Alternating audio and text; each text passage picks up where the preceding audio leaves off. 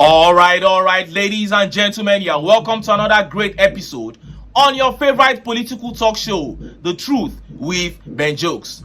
Now, when ex-President Buhari was first sworn in as president, he began the wasteful adventure of trying to woo foreign investors to come to Nigeria. He was traveling to meet them, talking to them. At the end of the day, not a single investor came to invest in this country. And when TINUBU came in, he began the same wasteful adventure, saying he was going to talk to foreign investors to come and invest. But instead of investors to come, the ones we had began leaving Nigeria. Unilever left this country. GSK left this country. Procter & Gamble's left this country, to mention but a few. This is because your actions speak louder than your words. If you don't have the integrity, if you don't have what it takes to attract investors, there is nothing you are going to tell them that will attract them. And as these investors kept leaving Nigeria, they kept leaving behind a huge gap of unemployment that our non-performing economy cannot cover. And one would think that the government will be doing everything possible to secure the few investors that we have, and then even try as much as possible to see if we can attract one or two. But no, this government is so careless, or rather they do not have the knowledge on what to do and what not to do if you desire foreign investors. And recently they put up an outrageous show that will certainly discourage any foreign investor that was considering this country. Before I show you what they did and how Nigerians reacted, let me quickly show you this update. If decentralizing Nigeria will guarantee 3 square meals, let nations die so humanity can live. Soyinka. Nobel laureate Professor Wole Soyinka on Thursday said Nigeria should break up if that will solve the age-long socio-economic problems, majorly poverty and insecurity facing the citizens. Soyinka stated this during his speech at the 50th anniversary of Punch newspaper in Lagos State, monitored by Sahara reporters, adding that the only way to rescue Nigerians from their plight was to implement decentralization by drafting a new protocol in which all regions will be allowed to decide whether to join or leave through representatives without resorting to war. He added that most Nigerian leaders were aware of the fact, but they chose not to do the needful because of lack of political will and commitment. He said, "What do you mean by restructuring?" Well, I don't even like the word restructuring. I prefer expressions like reconfiguration and decentralization. Everybody can grasp that. Decentralization, and those who lead recognize the necessity of it. They recognize the importance, almost the inevitability of it until they get in power. Yes, that's the difference. It's about time I think leaders stopped taking this nation for a ride. We must decentralize. Security, has become a burden to bear from all corners of the nation. That is the crime. Decentralize so that government can come closer to the people and productivity can really be manifested as a product of citizens, not simply as a manna from heaven. That is the attitude obtained at the moment. I know the fear is collapse, breakup. That's been the excuse given by several regimes. But suppose the nation is breaking up informally, in other words, as a fact rather than a theory, then, and you better just address this. Come straight on and see exactly what happened. What is wrong with the general representatives? See them and say, this is the protocol of our association. Anything outside of it, anyone who does not want to accept these protocols, abide by these protocols, and manifest these protocols in the act should take a walk. I have no problem at all. We live in what is known as the nation, beginning as a vast football field, ending up as a ping pong table. If that is going to restore dignity to citizens, if that is going to guarantee 3 square meals a day, then so be it. One of my favorite expressions with people is, let nations die that humanity may live. And look at how Nigerians reacted. Look at some of the tweet reactions. This tweet here says, the gray-headed professor must have run out of funds received from APC. And this guy replied by saying, this is so true. He never used to complain. And this tweet here says, APC campaign payment don't finish. He is back to his old senses now. Oh, and this tweet here says somebody should resubscribe this man. Subscription from APC is getting low because it's been long. Soyinka made sense like this. And this tweet by Sunny Angel says this prof is subtly telling TINUBU that he has failed. Let's just restructure this geographical entity.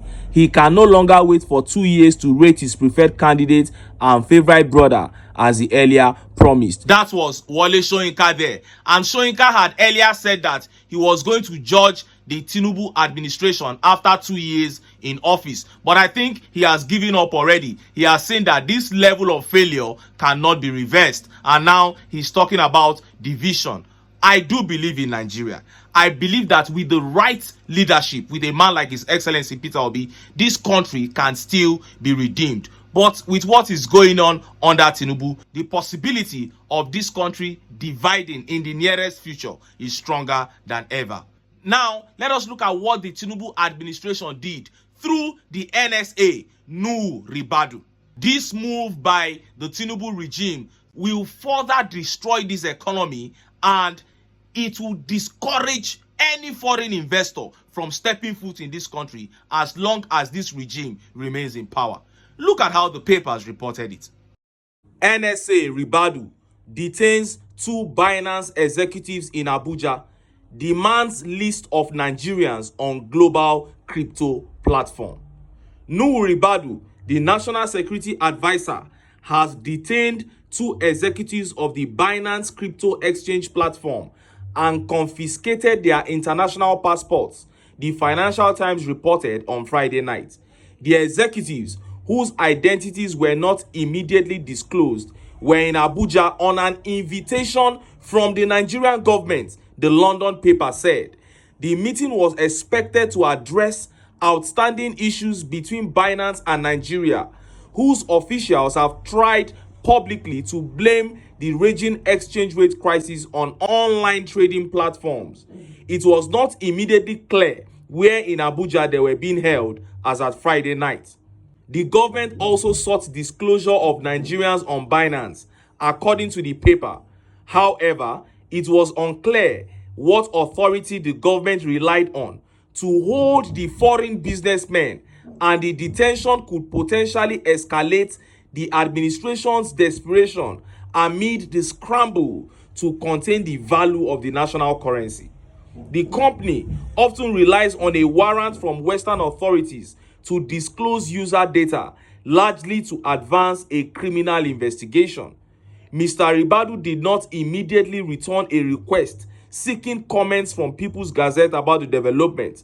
Binance spokesperson declined comments. Hundreds of thousands of Nigerians, mostly youth and youth-run businesses, are believed to be regular users of Binance and other cryptocurrency platforms, although a former Attorney General Abubakar Malami erroneously revealed his crypto investment in 2022.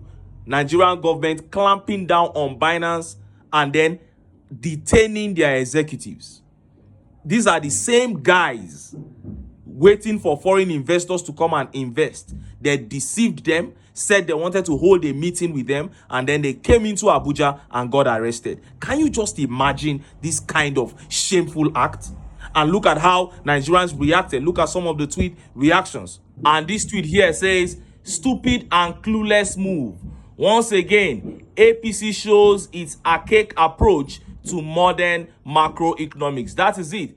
And this tweet by Ogbeni Abiodun says, this is what happens when you have individuals in positions of power who would rather blame everyone and everything for their own failures and bad policies.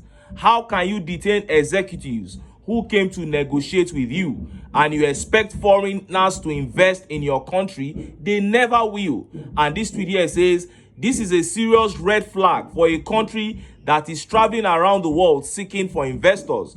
Why is he detaining 2 Binance executives for a centralized exchange platform that thrives on person-to-person amongst other valuable services? That is it. And this tweet by Nebo says, good news from APC to potential investors. You will learn. That is it. How do you want potential investors to receive this act from you? And this tweet by Wale says, are you kidding me? Man, This is absolutely nonsense. That is it. And this one here says, this move will strengthen the faith of investors to bring in more investment into the country. In fact, go to Binance headquarters and lock it up if they don't release the list. How the NSA doesn't understand what data protection right means is something I am yet to understand. Clueless bunch. That is it. You think they will just release the data to you like that because you are who? What kind of people do we have at the helm? God. Now, we are gradually getting to a point where nobody would want to have anything to do with this country. TINUBU wanted to travel to Qatar, and the Qatari authority came up and said they are not ready to welcome him. That is just the beginning. How can you invite executives of a company to your country and then you pretend as if you want to have a meeting with them, you detain them and seize their international passports? What kind of barbaric act is that? And you are thinking any foreign investor will step foot in this country? After such barbaric acts, I don't think we are going to see any investors. And we have not heard the last of this. Those guys might press charges against the Nigerian government, and they will make this government pay heavily for that act against them. These are the things we are talking about. Before you know, millions of dollars again will go out in compensation just from one wasteful act to another. And this is how it is going to continue. I don't see any light at the tunnel of this APC. And if Nigerians desire freedom, if Nigerians desire progress as a nation, they must get rid of the APC. But until then, make I still enter town. Make I go get some ogbonge political news wey una go like. Why? Because of una, now I dey here. So, don't go away. Don't go away.